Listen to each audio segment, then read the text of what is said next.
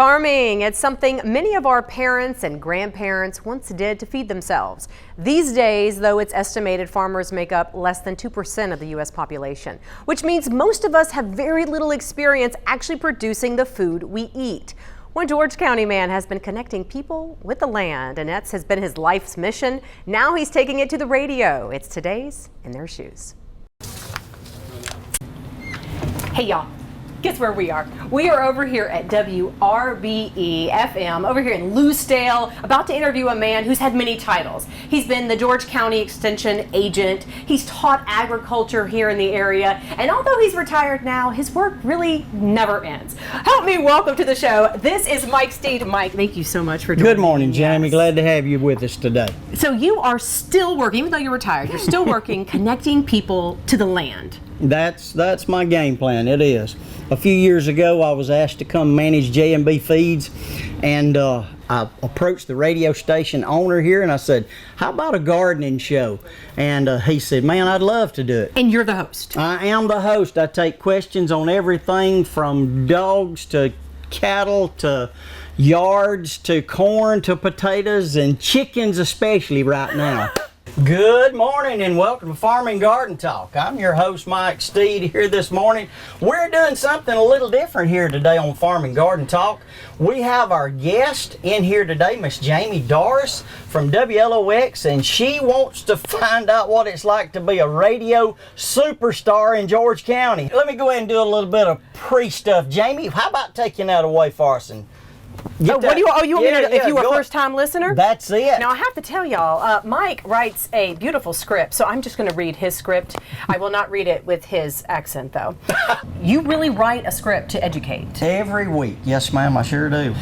I will plug in things, and I have literally written in stuff on the way over here because somebody came in the store 5 minutes before I left, and they had a problem with this issue, fruit trees or cows or whatever. And so I figure if one person has that problem, another person is probably going to have that problem. Hey, we got a call coming in. Let's see what we got here. Good morning. Welcome to Farm and Garden Talk. How can we help you this morning? Do you think that kids and people today aren't tied enough to the land? They're not. We're about 3 generations away from the farm. You know, our grandparents and great-grandparents, their jobs each day were to make sure that they had food for their families. We try to educate students especially on where their food comes from, and most people take it for granted at least 3 times a day. That's something I would recommend for you to do, is either treat that wood with an insecticide or keep it painted really well, because they don't like either one of those. All right, thank you, bye-bye. Oh, is that what Kogan grass looks like? That's it. It's actually kind of pretty. Yeah, but not. Mike, you know everything. I do not. I know a little bit. My son says I know all of the stuff that nobody really cares about. G cares and I care. I have now learned. So why the Farmer's Almanac? I notice you have all sorts of stuff in here from the Farmer's Almanac. I do, and I started that a couple of years ago. There's a lot of stuff in here that I do not understand, and I tell people that right up front. But there's a lot of things that do have some science base to it on Farmer's Almanacs about when to plant, when to cut hair. You mentioned that. And I love this one, Mike.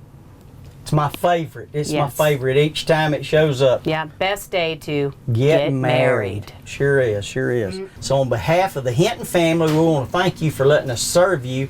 And remember, we have a responsibility to take good care of the resources that God gave us. So God bless and have fun farming.